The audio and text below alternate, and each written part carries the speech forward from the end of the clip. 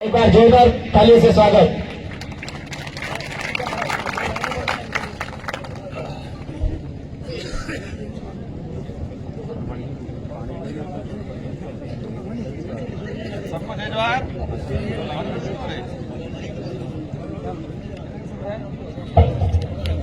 सब में जय जवाहर। थकान महसूस हो रही है? आज काटोल विधानसभा के मीणा सेवा संस्थान के आदिवासी मीणा सेवा संस्थान को इस मैदान के अंदर एक मिलन समारोह रखा गया। उसमें हमारे बागीदोरा विधायक भाई जेकी जी, भारत आदिवासी पार्टी के समस्त पदाधिकारीगण और इस संस्था के अध्यक्ष सहित समस्त सदस्यगण, पदाधिकारीगण और साथ ही इंडिया अलायंस के जो साथी आए हैं, आप सभी का, हमारी माताएं, बहनें, बड़े बुजुर्ग, युवा साथी, सामाजिक विंगों के पदाधिकारी, आप सभी को और इस मंच से काटोल विधानसभा की समस्त जनता को तहे दिल से धन्यवाद देना चाहूंगा कि आपने एक शानदार, जोरदार मैंडेट दिया, एक शानदार वोट देके लोकसभा सीट जिताई, उसके लिए तहे दिल से धन्यवाद। जब लोकसभा के प्रचार में मैं घूम रहा था तो कई जगह जैसे देखने मिल रहा था कि लोग कई कम आता, मानकर कई कम आता, पर जहां से गुजरते थे तो जनता की निगाहों से पता चल रहा था कि अंदर जोरदार करंट चल रहा है और वो करंट मतदान के रूप में, उसमें फिर कमेंट आया मेरा, वो करंट मतदान की पेटी के अंदर जाके जो परिणाम के रूप में आया, उस दिन मुझे लगा कि सही में उनकी आंखों में झलक रहा था, एक करंट कहीं के अंदर था। क्योंकि हमारी जनता में ये था कि हम जाना नहीं है ज्यादा खुल के, पर ठान लिया था हमको वोट देना है। मैं चुनाव के बाद या चुनाव से पहले समीक्षा कर रहा था, चुनाव से पहले भी मैंने ये कहा था, काटोल के जो पदाधिकारी थे उनसे कि लीड नहीं मिले चलेगा, बराबर करके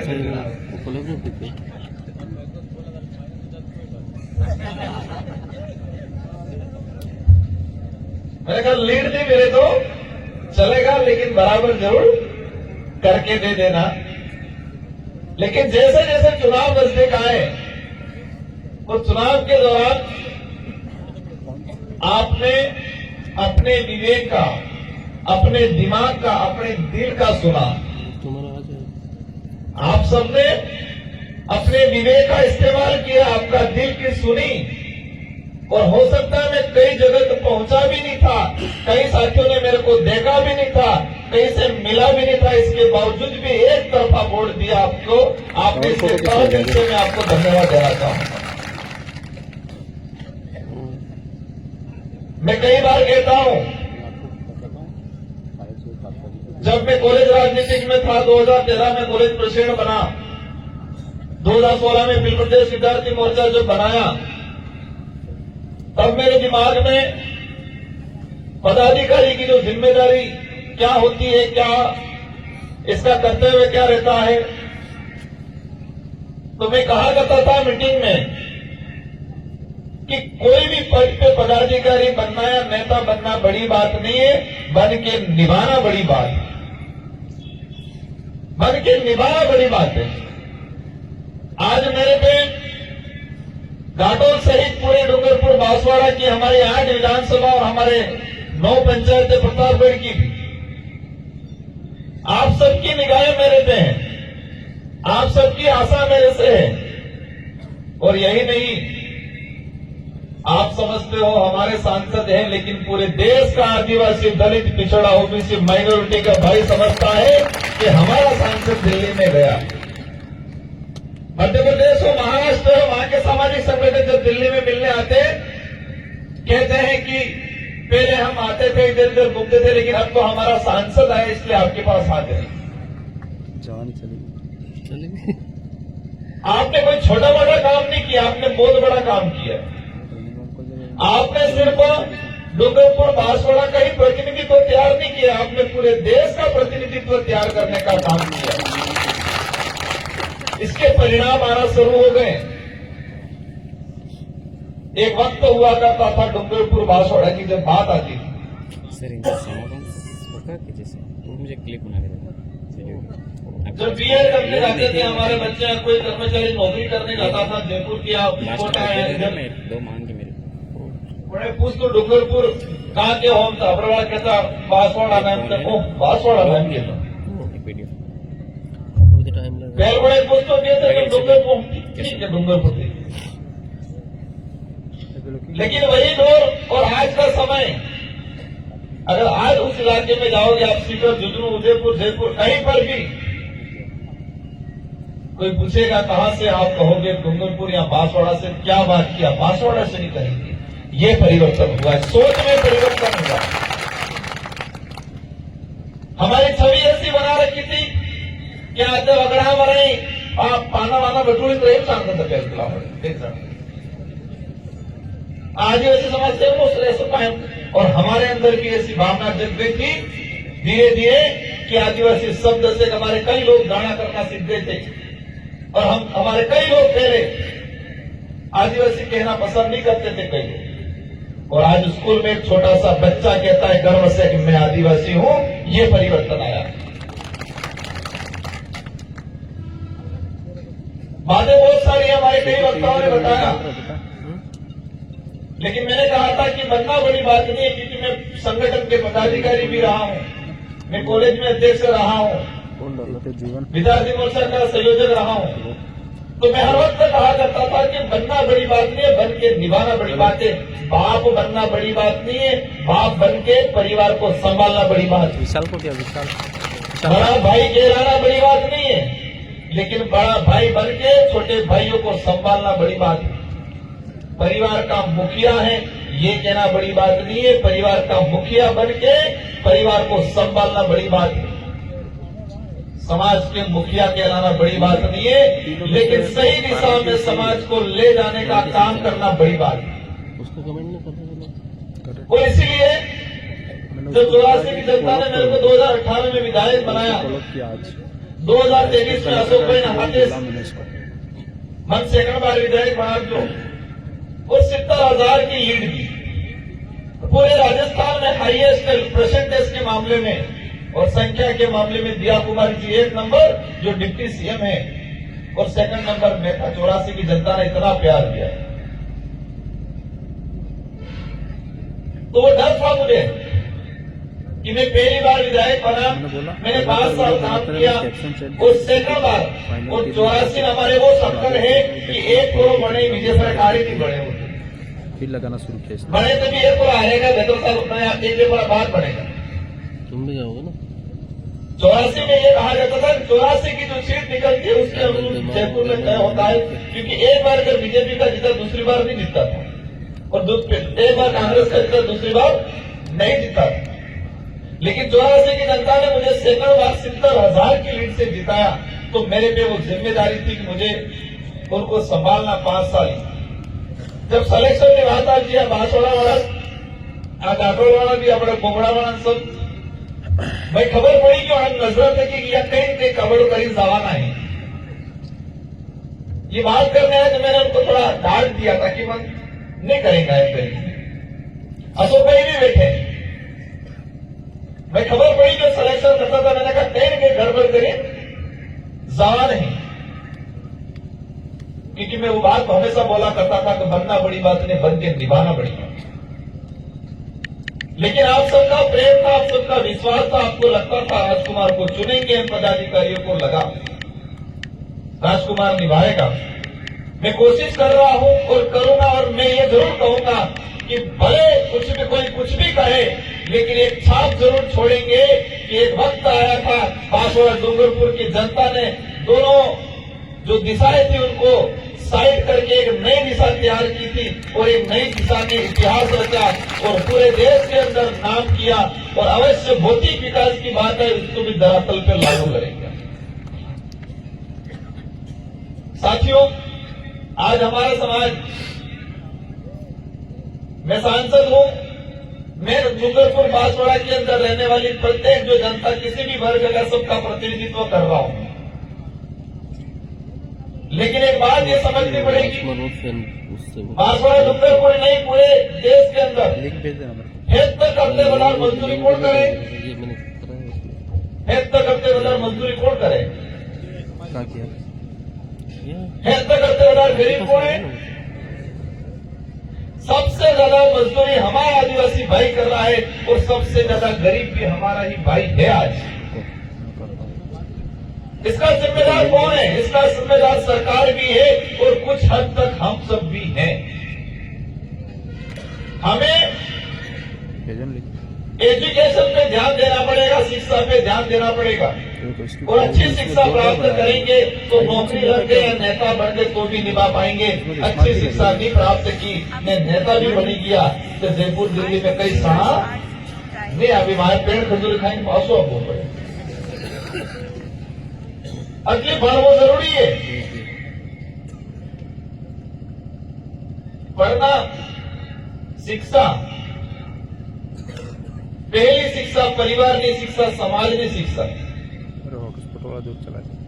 सेकंड शिक्षा अपने स्कूल में मिलेगा, और तीसरी शिक्षा जो हमारा दबा कुचला इतिहास है, जो किसी भी पाठ्यक्रम में नहीं पढ़ाया जा रहा है, जिसको हमें खोज के निकालना है और समझना है।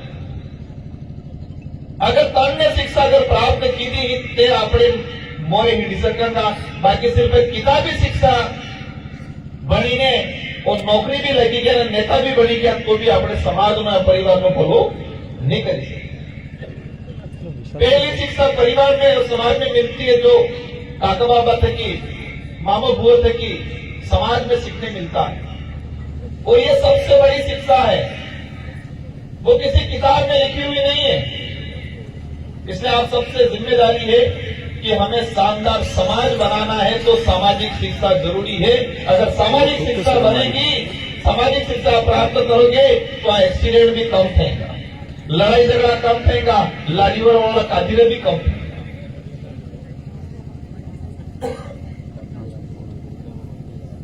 मैं आप कई जने कह रहे थे कि साहब आप आई नहीं लो, आपकी भावना सही है, लेकिन मेरी भी थोड़ी पीड़ा है कि मैं कितना करूं।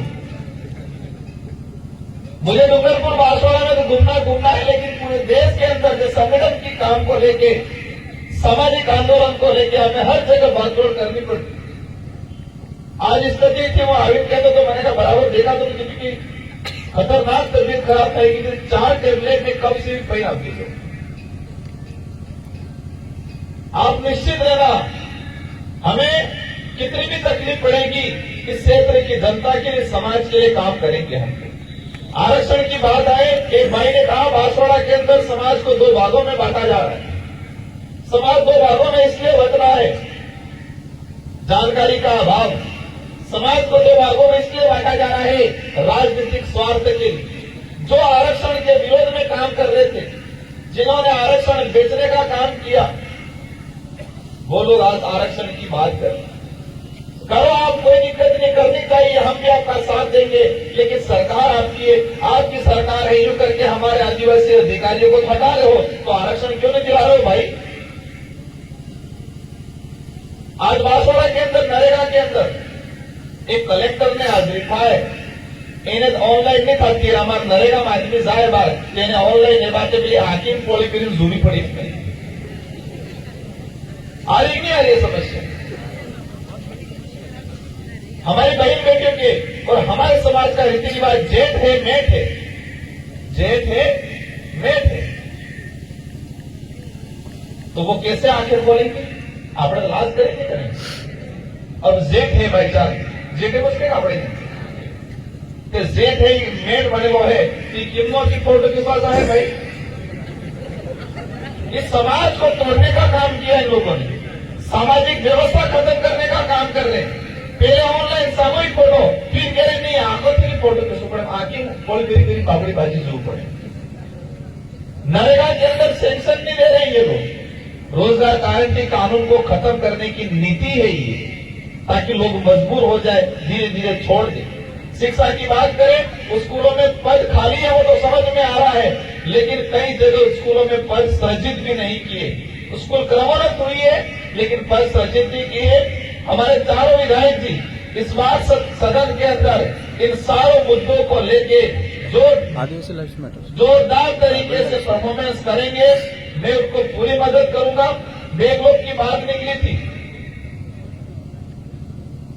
बेगलोक 2 साल के अंदर उन्होंने बाध्यता तय कर दी, 40%, 33% नंबर आएंगे तो अब उस बाध्यता के चक्कर में हमारे 2 साल के अंदर जो पिछले 2 साल में जो भर्ती आई थी, कई भर्तियों में आज पद खाली है और कह रहे बेगलोक से किसी और को बढ़ा जाए।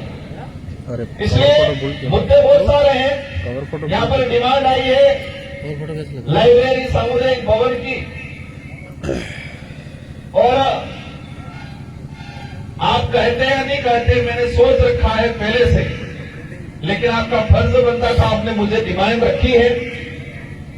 मैं अवश्य, सबकी निगाह ये होगी घोषणा, लेकिन मैं जब शुरुआत में 18 में विधायक बनाया, उस विधायक बनने के बाद से मैंने तय किया था कि मैं कहीं घोषणा नहीं करूंगा, मैं काम करूंगा। क्योंकि घोषणा से ये था कि हर कार्यक्रम में हर नेता दवा के घोषणा करते हैं, लेकिन कई बार काम नहीं भी हो पाता है। इसलिए मैं अवश्य इस मंच के माध्यम से आपको आश्वस्त करता हूं, मुझे यहाँ के राजस्व जो पटवारी या जो भी हो, उससे रिकॉर्ड सही जमीन का पट्टा थोड़ा एरिया बता देना। मैं आपको काटोली नहीं, गनौरा भी, पीपलपुर भी, और जितना इन 5 साल के अंदर हो सके प्रत्येक ब्लॉक मुख्यालय पे एक शानदार लाइब्रेरी या सामुदायिक भवन बना के देंगे। और घाटोल के अंदर जो डिमांड है अपन इसी परिसर में आप लोग मुझे बता देना, मैं अवश्य बना के मेरे MP कोटे से बना के दूंगा। और हमारी पहली प्रायोरिटी यही रहेगी शिक्षा। मेरे 5 साल के अंदर मैं कोशिश करूंगा मेरा 70 से 80% पैसा शिक्षा के क्षेत्र में लगे, मेरा MP कोटे का ये मेरी प्रायोरिटी रहेगी। क्योंकि शिक्षा को कहते हैं, वो शायरी है कि शिक्षा वहां से अर्धी का दूध है, जो पिएगा वो दहाड़ेगा। इसलिए शिक्षा के क्षेत्र में हमें काम करना है। कड़ाना विस्थापित को लेके बात आई थी, सर ने बताया था, अवश्य कड़ाना विस्थापित को लेके जब मैं विधायक था उस दौरान मैंने प्रयास किया है। अभी भी मेरे पास फाइल पड़ी हुई है, मैं केंद्र सरकार से भी ये चीजें करवाऊंगा और विधायक जी को भी एक फाइल आप थोड़ी, चारों विधायक जी को एक ज्ञापन आप दे देना। हम लोग प्रयास करेंगे उनको, जो क्योंकि आज भी हमारे कई लोग विस्थापित हुए थे, आज भी ठिकाना नहीं है इन लोगों का, दर दर की ठोकरें खा रहे हैं। साथ ही अपने जगपुरा के अंदर, भुकिया के अंदर जो माइनिंग का चल रहा है, यही नहीं सरोवर में चल रहा है, फिर कुशलगढ़ के अंदर भी बात आई है, कुछ प्रोजेक्ट लगा रहे हैं। ये सारी जो चीजें हैं हम शासन प्रशासन से भी लड़ेंगे और एक कमेटी बना दी जाए जो हमें कोर्ट के रास्ते, न्यायालय के रास्ते भी इस लड़ाई को लड़ना पड़ेगा। इसलिए कह रहे हैं बिल प्रदेश बनना चाहिए, क्योंकि बिल प्रदेश बनता तो ऐसे विस्थापित होने वाली कंपनियां या विस्थापित करने वाले कानून नहीं बनाते। आज फोकस ये है कि आदिवासी को विस्थापित किया जाए, अंदर से माल निकाल लिया जाए।